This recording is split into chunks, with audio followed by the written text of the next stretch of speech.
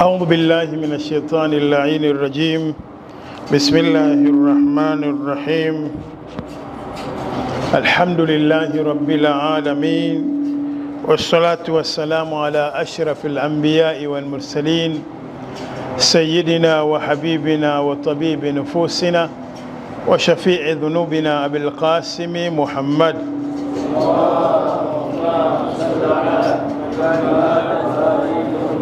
وعلى آله الطيبين الطاهرين وأصحابه المنتجبين، ولعنة الدائم إلى أعدائهم أجمعين من الناكثين والمارقين والقاسطين والشاكين والمشككين والضالين والمضلين من يوم عداوتهم إلى قيام يوم الدين.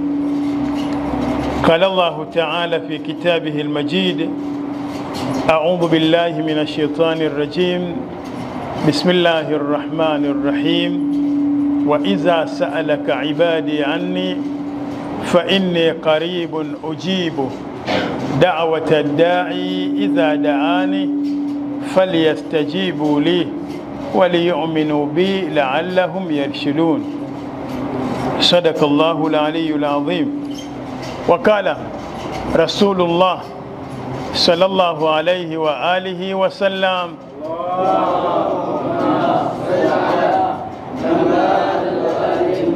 فإن الشقي من حرم غفران الله في هذا الشهر الشريف. Tukiwa katika mfululizo wa darsa za mwezi huu mtukufu wa Ramadhan, na tukiangalia maudhui ambayo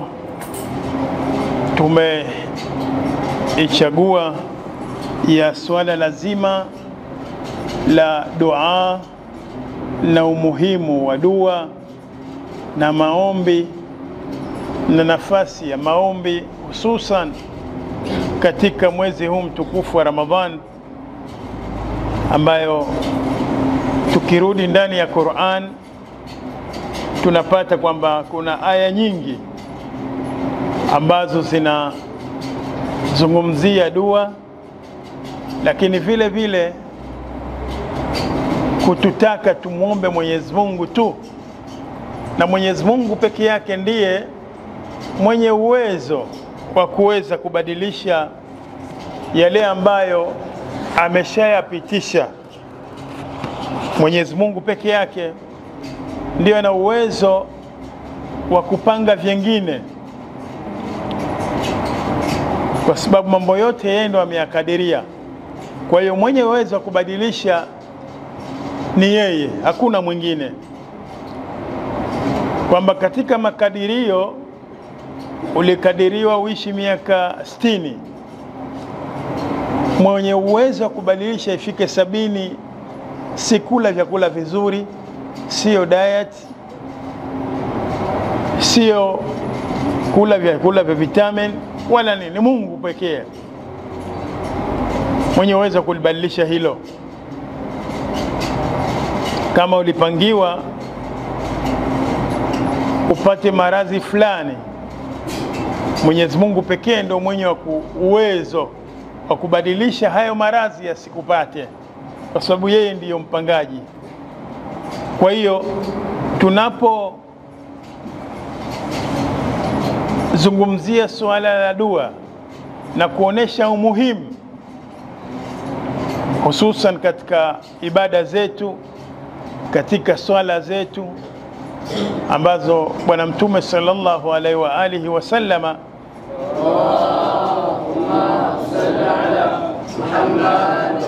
anasema kwamba muda wa swala ndio muda mzuri wa kumuomba Mwenyezi Mungu Subhanahu wa Ta'ala. Irfa'u aydiyakum fi du'a fi awqati salawatikum.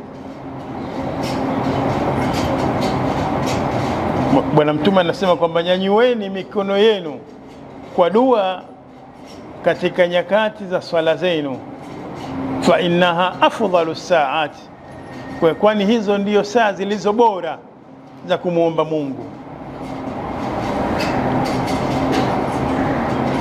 Kwa hiyo tusiwe wavivu, na hususan katika masiku haya ya mwisho, na tukiwa katika 10 hili la mwisho, siku chache hizi ambazo ndiyo siku pekee. Hatuna uhakika kama tutafika tena Ramadhani ya mwakani, hatuna uhakika huo. Ukikosa kusamehewa mwezi huu, masiku haya ambao Mungu ndo ameweka ijaza ya sisi kusamehewa makosa yetu, milango ya pepo iko wazi. Katika khutba, maneno tuliyotanguliza Bwana Mtume sallallahu alaihi wa alihi wasallama,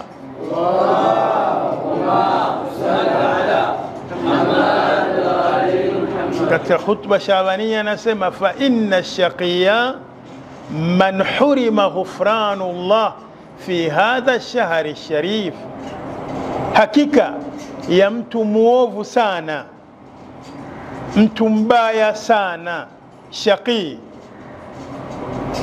hakika mtu muovu, mtu mbaya, mtu ambaye hana nafasi kwa Mungu.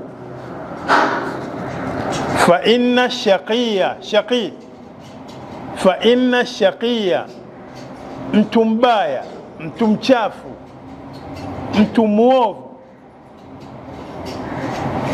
man hurima, ni yule mtu ambaye atanyimwa, mtu ambaye atakoseshwa, mtu ambaye hatopata. Man hurima ghufranullah fi hadha shahri sharif, atakayekosa msamaha wa Mungu katika mwezi huu mtukufu. Kama utakosa kusamehewa, kama utakosa kubadilika kutokana na tabia zako chafu, kama utakosa kushindwa kudumu katika kusimamisha swala katika wakati wake, kama utashindwa kudumu na kusema ukweli, kama utakosa kudumu na kuacha kusengenya kama ulivyokuwa ukiishi katika mwezi huu mtukufu wa Ramadhani, jijue wewe ndo mtu mwovu. Kama itamaliza Ramadhani tu swala ya asubuhi mpaka ufukuzwe au huiswali kabisa, itaisha Ramadhani, swala zinakupita, ibada zinakupita, hujui muda wa swala wewe mpaka uambiwe. Unaingia katika maneno ya Mtume ambao yeye ni asdaqus sadiqin, ni mkweli katika wakweli, hasemi uongo, hasemi uongo, kwa sababu analolitamka anatamka wahai kutoka kwa Mungu subhanahu wa ta'ala. Analolisema Mtume ni kama ilivyosema Qur'an, wama yantiku anil hawa, hazungumzi kwa matamanio kwamba kuna watu fulani hawapendi ngoja aseme hivi, kuna watu wengine anawapenda ngoja aseme hivi, kwa sababu hawa anawapenda anajua kwamba watabakia hivyo.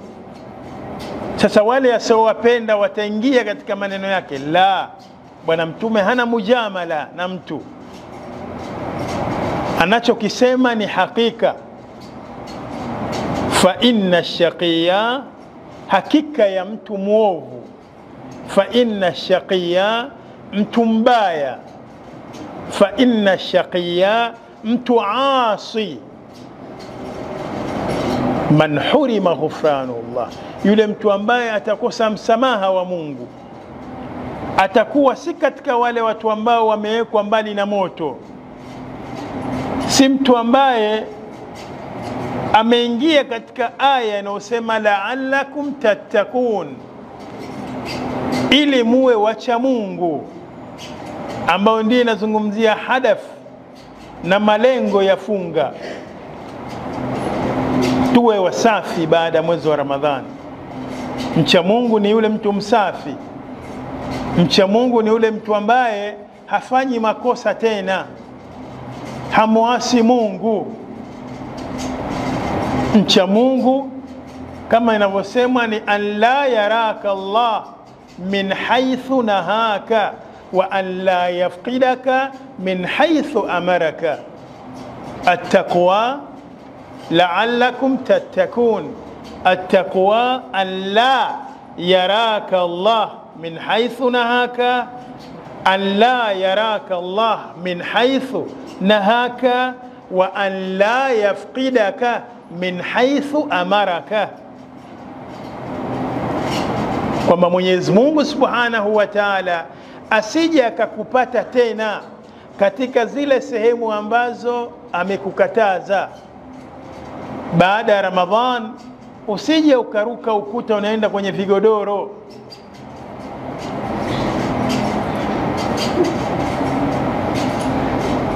Baada ya Ramadhan usije ukaiba tena kanzu ya mwenzio imeanikwa, ukaiba alafu ukatumia wewe kwa swala. Swala itakuwa batil. Kwa hiyo Ramadhani hii tubadilishe, itufanye watu wazuri. Madrasa hii ya Ramadhan itufanye watu wema, itufanye watu ambao tunaishi kama Mungu anavyotaka. Haya yote Mwenyezi Mungu Subhanahu wa Ta'ala atatufanyia wepesi pale tutakapokuwa tunamuomba Mungu. Tusifanye haraka ya kukimbia baada ya ibada ya swala. Tunyanyue mikono tumuombe Mungu, kwa sababu yeye ndio mwenye uwezo wa kubadilisha. Yeye ndio mwenye uwezo wa kufanya saum itusaidie. Ni dua, ni kumuomba Mungu peke yake. Ud'u Allah rabbakum biniyati sadiqa wa qulubin tahira. Tumuombe nini? An yuwaffiqakum litilawati kitabi. Hata kuisoma Qur'an tumuombe Mungu atupe taufiki. Unaweza ukakaa na msahafu umeupakaka lakini siku nzima ufungue. Naweza nikatembea na msahafu mzuri mdogo wa kupendeza nikauweka katika mfuko wangu, kumbe nimeubeba tu, halafu inakuwa na ile aya inanipiga, kamathali alhimari yahmilu asfara, kama mfano wa punda anabeba vitabu lakini afaidiki navyo. Unaweza kuona rundo la vitabu ukiwemo msahafu, lakini ukamaliza mwezi hujaufungua. Mwezi wa Ramadhani tukiulizana hapa, kuna watu hawajasoma hata juzuu moja, hawajasoma hata, yani wameshindwa kufika juzuu 10. Leo mwezi 23 tunaingia, tunaelekea mwezi 23. Leo 22, tukiamka kesho 23. Ameshindwa katika siku za ihya. Sawa, hujui basi hata juzuu ya amma huwezi kuikariri, si unaijua? Ikariri juzuu ya amma ambayo unaijua, isome mwanzo mpaka mwisho. Ukimaliza unaianza tena ile ile. Unajua juzuu 2, unazisoma hizo 2 mwanzo mpaka mwisho. Ukimaliza juzuu ya tabaraka na amma ambazo unazijua unazisoma. Kwa hiyo ukimaliza Ramadhani wewe zile sura kwa ulivyozisoma utakuwa tayari umezihifadhi. Ud'u Allah rabbakum biniyati sadiqa wa qulubi tahira an yuwaffiqakum litilawati kitabih. Kukupeni taufiki ya kukisoma kitabu chake. Kumbe kusoma Qur'ani pia inataka taufiki ya Mungu.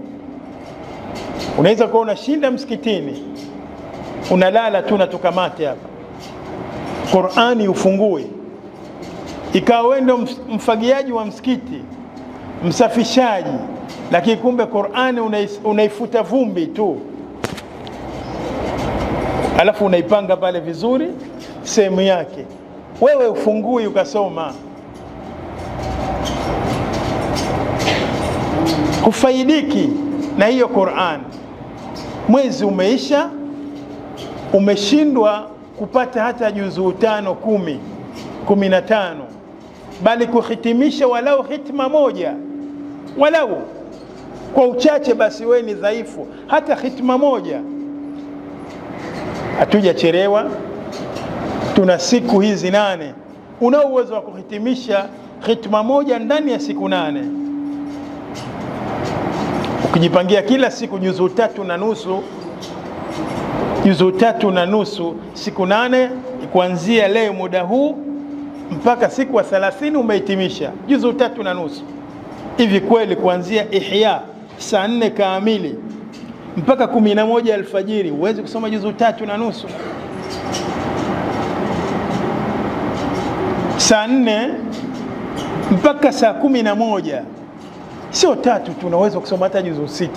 Kumbe ndani ya Ihya iliyobakia hii, zilizobaki kwa sababu tutafanya Ihya mwezi 25, kuna Ihya mwezi 27 wenzetu wanafanya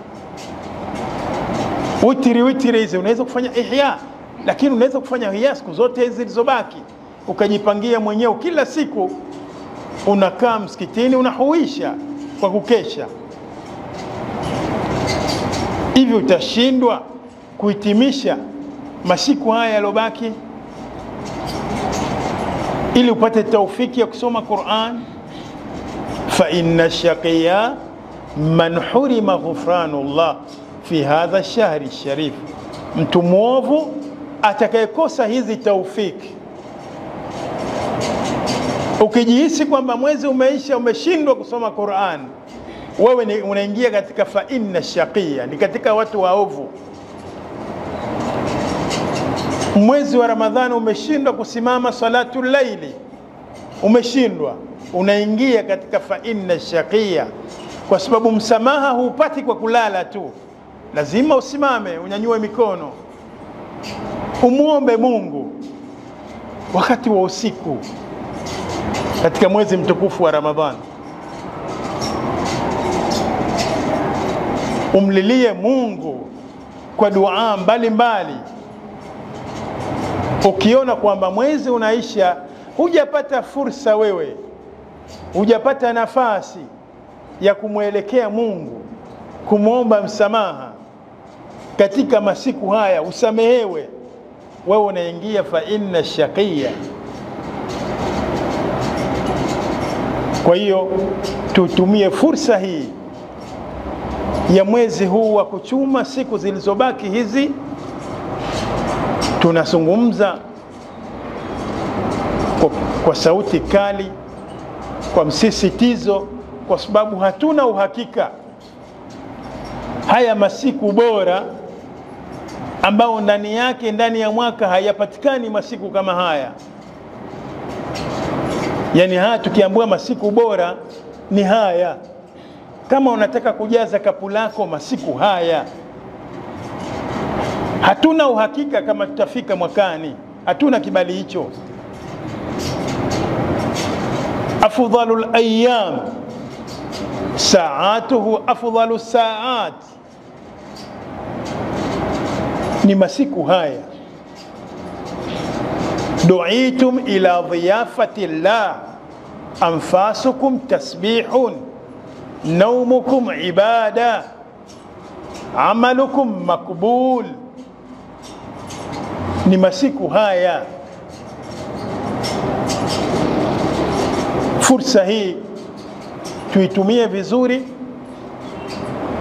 kunyanyua mikono wakati wa usiku, unamlilia Mungu, unamuomba Mungu kwamba hutopata tena fursa nzuri kama hii ya kumuomba Mungu atufanyie wepesi na atusamehe madhambi yetu, na tufanye katika watu ambao amali zao na matendo yao yamekubalika. Lakini kubwa zaidi, ametuweka mbali na moto. Kubwa zaidi, yale mabaya ambayo si mazuri yamekadiriwa katika maisha yetu, Mungu ayabadilishe. Masiku ni haya ya kumuomba Mungu. Kama hali ya uchumi ni mbaya, masiku ni haya. Riwaya nzuri ya Bwana Mtume Muhammad sallallahu alayhi wa alihi wa sallam,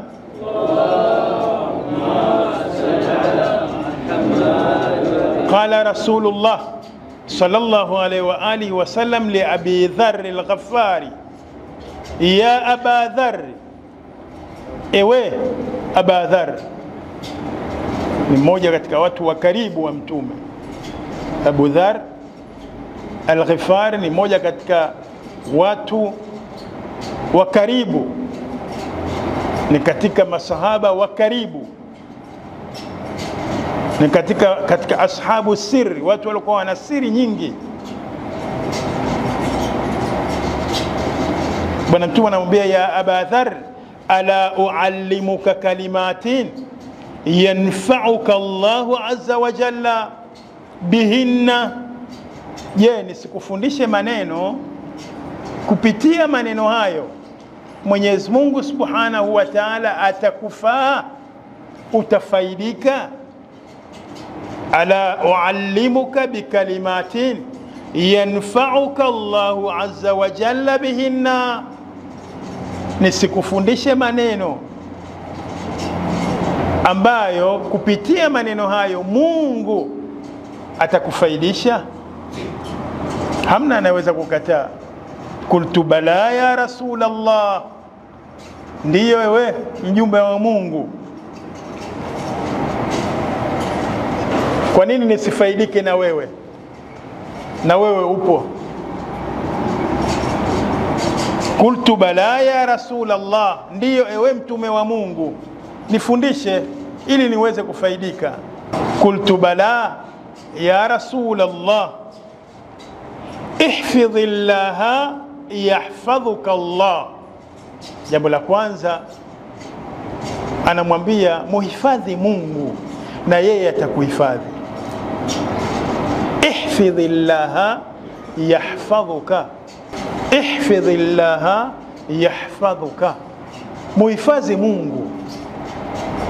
Unaweza kujiuliza vipi kumuhifadhi Mungu? Kumuhifadhi Mungu ni kwamba usimuasi. Kumuhifadhi Mungu ni kuto kufanya yale yanayomkathirisha Mungu.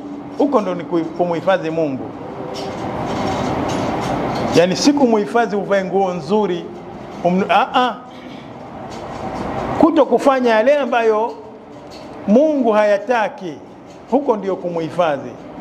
Ihfadhillaha yahfadhuka, kwanza umuhifadhi Mungu naye atakuhifadhi.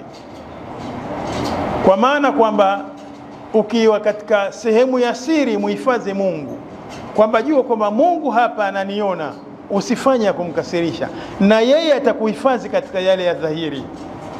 Kuna mambo yanakutokezea huwezi kujizuia, Mungu anakuhifadhi nayo. Kwa nini? Kwa sababu wewe umemuhifadhi. Ihfadhillaha yahfadhuka, ihfadhillaha tajiduhu amamaka. Ya pili hiyo, ihfadhillaha tajiduhu amamaka, muhifadhi Mungu utampata mbele yako, yupo. Yani we kila ukitaka kufanya baya unamuona Mungu yupo anakuona.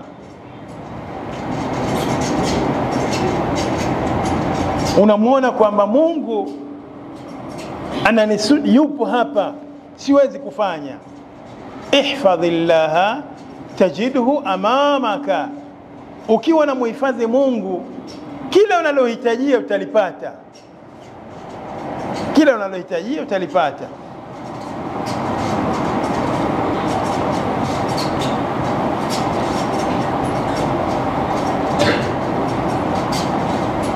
Umuhifadhi Mungu, umuombe Mungu. Ihfadhillaha tajidhu amamaka. La pili hilo. La tatu, ta'arraf ila Allahi fi ar-rakha ya'rifuka fi shidda. La tatu anamwambia mtambue Mungu wakati una raha.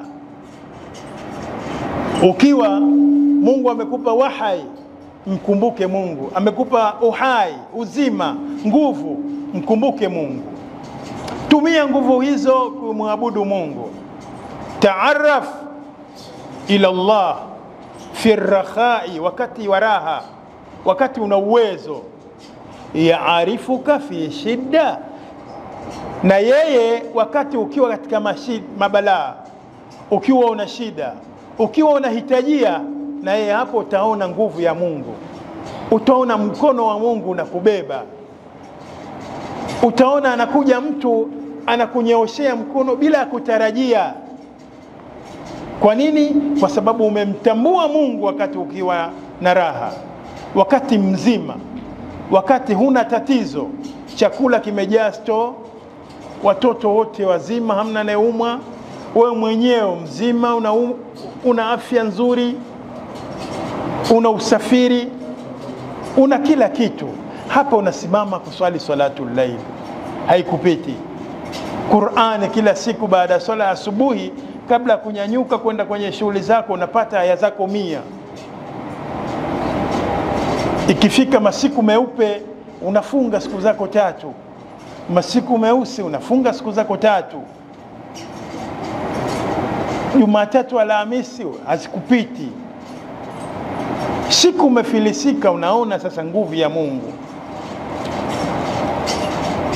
Watoto wako hawafukuzwi shule, watoto wako wanasoma vile vile kama ulivyokuwa una uwezo. Wewe mwenyewe chakula ndani kitakuja tu kama ulivyokuwa unakula. Kwa nini? Kwa sababu Mungu umemhifadhi wakati uko vizuri.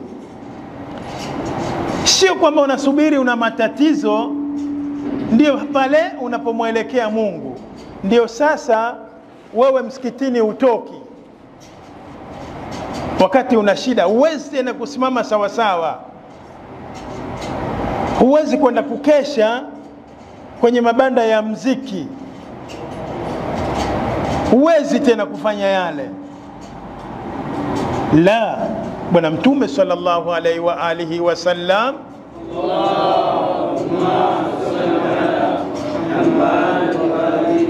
anasema la, sio hivyo. Ta'arraf ila Allah fi rakhai ya'rifuka fi shidda. Ukiwa na raha hapa ndio umtambue, umjue Mungu, uwe karibu na Mungu. Ukiwa na uwezo, ukiwa na afya, ukiwa na uwezo wa kuyakimbia maasi. Sasa hivi ninamiliki na uwezo wa mwanamke yoyote kwa uwezo wangu, lakini najiepusha. Na uwezo wa kwenda popote nikanywa chochote, lakini sinywi chochote.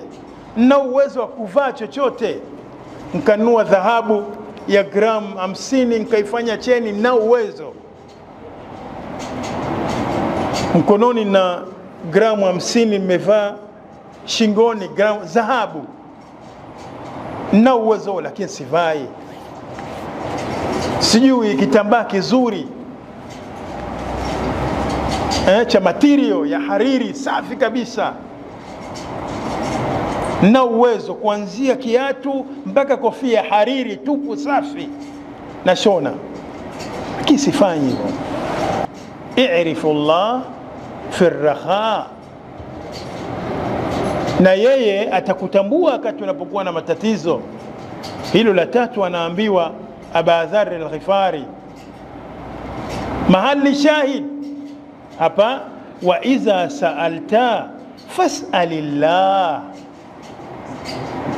na utakapomuomba muombe Mungu,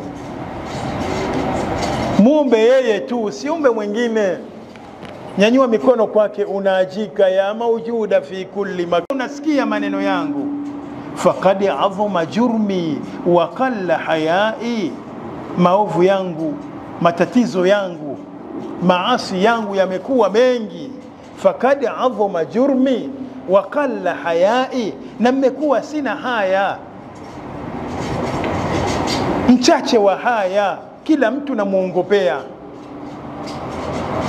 kila mtu mdada anayepita mbele mimi namtongoza.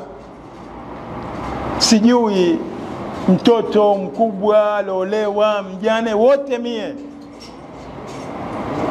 Wa qalla hayai, faqad azuma jurmi wa qalla hayai, na nimekuwa mchache wa kuona haya. Namuibia kila mtu. Najua huyu mwanafunzi mwenzangu ametoka mbali kama mimi, lakini vile vile naenda, yeye yuko msikitini, napanda juu, nafungua begi lake na muibia. Sina haya. Wakalla hayai, nimekuwa mchache wa haya. Mwenzangu amefunga, amehifadhi mkate wake na uchukua na ula. Wakalla hayai, nimekuwa sina haya. Faiza saalta fas'alillah, muombe Mungu, mlilie Mungu, usimuombe mwingine, kwa sababu hao wengine hawezi kutupa sisi. Wa idha sta'anta fasta'in billah, la tano hilo. Na ukitaka msaada, wa idha sta'anta iyyaka na'budu wa iyyaka nasta'in, wewe tu ndiye tunayekuabudu na wewe tu ndiye tunayekutaka msaada. Haya maneno yawe kweli. Wa idha sta'anta fasta'in billah. Na ukitaka msaada, ukitaka usaidizi katika mambo yako, taka usaidizi wa Mungu. Hawa wanadamu hawawezi hawa kukusaidia. Hawa wanadamu hawawezi. Kubwa hata akikupa kilo 5 ukiondoka na kudhalilisha, anakudhalilisha shakhsia yako. Sasa hivi katoka kwangu ule kuomba. Kwa hiyo kilo 10 aliyokupa haina thamani ya shakhsia yako, haina thamani ya wajhik, maji ya uso yako ulioenda kuyatupa kwake, kuyamwaga kwake, halafu yeye anatangaza fa iza sta'anta fasta'in billah, taka msaada wa Mungu. Yeye Mungu atakupeleka wapi ukapate shida yako, wapi utatue tatizo lako. Sio kila mtu tu unamnyoshea mkono. Wa iza sta'anta fasta'in billah. Kwa nini umwombe Mungu msaada? Angalia maneno ya Bwana Mtume Muhammad sallallahu alaihi wa alihi wasallam.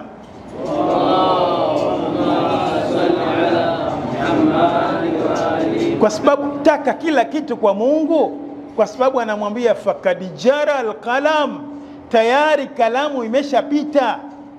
Mungu ameshaandika. Wakubadilisha si mwanadamu, wakubadilisha ni Mungu, si mwanadamu, si baharesa, sio Mo wenda ukapiga goti kuanzia. Hapana, ni Mungu.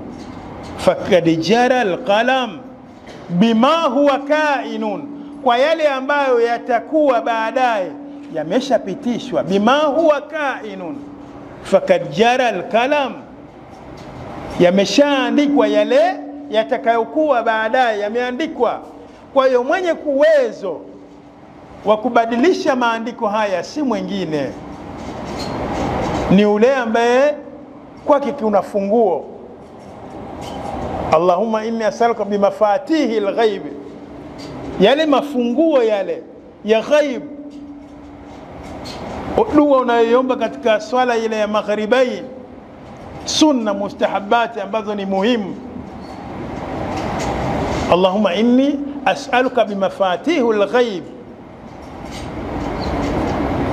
ambao funguo hizi ziko kwake. Hakuna mwingine ambaye anaweza kubadilisha miaka 50 ulioandikiwa ya kuishi ulimwenguni. Hakuna mwingine ambaye anaweza kubadilisha maisha yako ya kumiliki nyumba ya udongo. Hakuna mwingine. Unaweza ukaletewa milioni 100 ukazilia muogo alafu ukabakia kwenye chumba kimoja cha kupanga. Taufiki ya Mungu ndio itakutoa kwenye nyumba ya kupanga. Dua sio kuwa na pesa. Kuna watu wamemiliki pesa. Rafiki yangu Chekitunda ananalisia, yupo kijana alikuwa akitembea, anatembea na gari 3 mbele ya wapambe, ya nyuma imebeba koti, imebeba koti tu, suti ya kwenda kubadilisha. alafu ya katikati yupo yeye. Kijana amepata pesa, ameishi hivyo, kijana tu kama nyie, lakini sasa hivi analala barazani kwake pale dukani, anaburura toroli, sisi tunaita mkokoteni au rikwama, ametia matunda anaburura hilo. Mtu ambaye alikuwa anatembea na gari tatu, moja amepanda wapambe, ya katikati amepanda yeye peke yake na dereva, ya nyuma ina koti, alikuwa na pesa kiasi gani? Kwa hiyo kumbe kumiliki pesa nyingi si kubadilisha maisha yako, la. Unaweza kumiliki alafu ukarudi asfala safilin, zile ukazilia miogo, ukazigawa zote, ukazitumia zote, ukazihonga zote, alafu ukabakia ombaomba. Vile vile unalala kwa mwogo wa kuchoma, tena wa kuomba, sio kununua kwa pesa yako.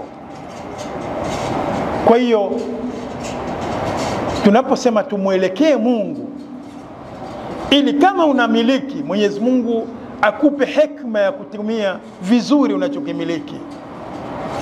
Hicho unachokimiliki kipate taufiki ya Mungu. Kama una akili, akili hiyo ipate taufiki ya Mungu. Kama una mali, mali hiyo ipate taufiki ya Mungu. Kama una nguvu, una uwezo, nguvu hizo zipate taufiki ya Mungu, uzitumie kwa ajili ya Mungu. Si Mwenyezi Mungu akupe taufiki kama ndugu yangu kaduguda ya nguvu, alafu nguvu hizo kazitumie kukaba watu. Utakuwa hujamtendea Mungu vizuri. Si unazo nguvu na uwezo wa kumtia mkononi yote, ukimfinya hapa dakika 2 tu sauti haitoki, ameanguka na mtu anayejua, hakuna anayejua, anapita. Fakad jara alqalam iza sta'anta fasta'in billah. Kwa nini? Fakad jara alqalam bima huwa kainun ila yaumi alqiyama, tayari yamesha mpaka siku ya kiyama. Masiku ni haya ya kuweza kubadilisha. Inna anzalnahu fi lailatul qadr, yamepitishwa katika masiku haya. Hakuna lailatul qadr isipokuwa ndani ya mwezi mtukufu wa Ramadhan, ambao makadirio ndio yamefanyika. Kwa hiyo ndani ya masiku haya unaweza kubadilisha makadirio hayo kwa Mungu, kumwomba Mungu. Katika masiku ya Lailatul Qadr haya tuna usiku wa leo wa 23, ni mmoja katika msiku muhimu sana. 10 hili la mwisho lote ni 10 zito. Sisi tumechagua masiku haya matatu, lakini mtu atakiwa siku zote hizi ukeshe, usimame kwa dua kwa muda mrefu, kwa sababu ndio utapata hiyo. Inna anzalnahu fi lailatul qadr wama adra kama lailatul khairun min alf shahr. Usifikirie kama unavyosema kuna nyota kubwa, hapana. Ni mambo yanayopitishwa katika masiku haya, masiku matukufu haya. Fakad jara alqalam, hiyo kalamu imepita katika masiku haya ya Lailatul Qadr, ndio makadirio yetu yamepitishwa. Kwa hiyo kubadilisha ni kumwelekea Mungu. Walau, angalia sasa Bwana Mtume sallallahu alaihi wa alihi wasallam anavyosema, walau anna al-khalqa kullahum, walau anna al-khalqa kullahum, kama itakuwa viumbe vyote, walau anna al-khalqa kullahum jahadu ala an yanfa'uka,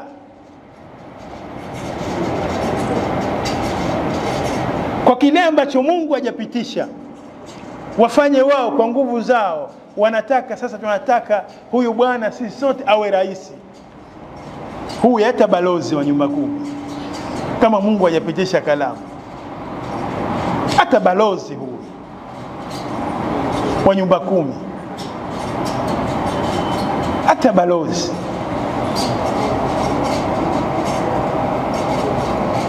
walau anna al-khalqa kullahum jahadu ala an yanfa'uka bima lam yaktubuhu Allah, bima lam yaktubuhu Allah, kwa lile ambalo Mungu hajaliandika, halijapata makadirio katika usiku wa Lailatul Qadr,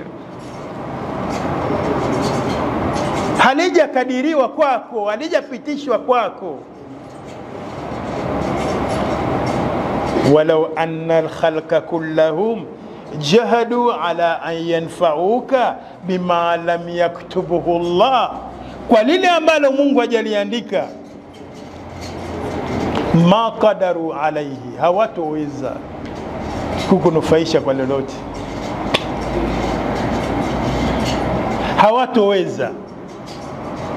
Viumbe vyote hivi vishirikiane, huyu tunamtaka awe hivi, lakini Mungu akisipitisha la huwi, hata ufanyeje? Kwa hiyo kubwa ni kunyanyua mikono kwa Mungu, kumwomba Mungu kwa dua za huzuni, kwa dua nzuri nzuri. Ilahi kaifa aduuka wa ana wa kaifa aqta'u rajai minka wa anta, mimi ni mimi, hata nifanyeje na wewe ni wewe ya Rabbi. Ila hata kama unamiliki, aseme maneno haya, ilahi in kunta rahimta mithli farhamni, kama itakuwa umemhurumia mfano wangu na mimi nihurumie ya Rabbi. In kunta qabilta mithli faqbalni, kama utakuwa umakubalia watu mfano wangu, kwa nini mimi unikubalie? Bila kufanya hivyo hakuna kitu kitasimama. Utamiliki, utakuwa na uwezo, halafu baada ya mwezi utaomba pesa ya nauli.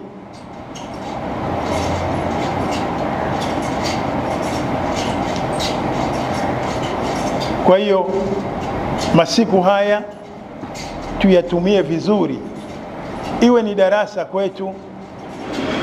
Mwezi mtukufu huu wa Ramadhan utubadilishe, tusije tukaingia katika lile grupu ambalo Bwana Mtume sallallahu alaihi wa alihi wasallama